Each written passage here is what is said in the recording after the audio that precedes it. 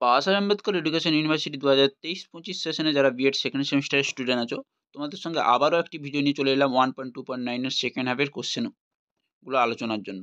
তো গ্রুপ এতে যে কোশ্চেনগুলো থাকছে দেখো, ফার্স্ট কোশ্চেন হচ্ছে দেখো, একটি মাধ্যমিক স্তরে বিদ্যালয়ের মান সম্পদগুলি উল্লেখ করো।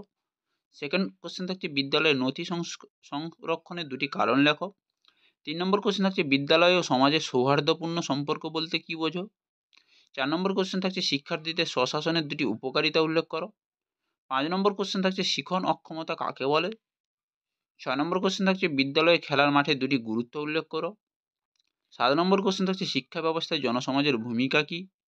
8 নম্বর কোশ্চেন থাকছে নিরাময়মূলক শিখন ও শ্রেণীকক্ষের শিখনের মধ্যে পার্থক্য কী। এই হচ্ছে 2 মার্কের 8টি কোশ্চেন গ্রুপ এ। গ্রুপ বিতে থাকছে দেখো, ফার্স্ট কোশ্চেন থাকে বিদ্যালয় শিক্ষা সংসদের প্রধান কার্যাবলী আলোচনা করো। 2 নম্বর কোশ্চেন হচ্ছে বিদ্যালয়ে অশিক্ষক কর্মীর কার্যাবলীর ভূমিকাগুলি আলোচনা করো।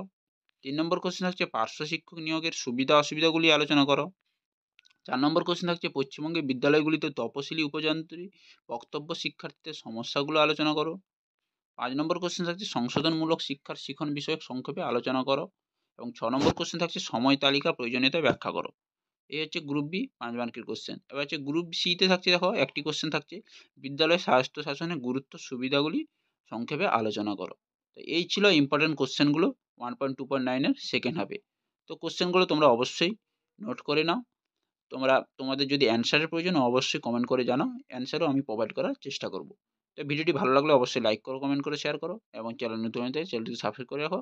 পরে সাজেস্টিভ ভিডিও নিয়ে আবার আসছি।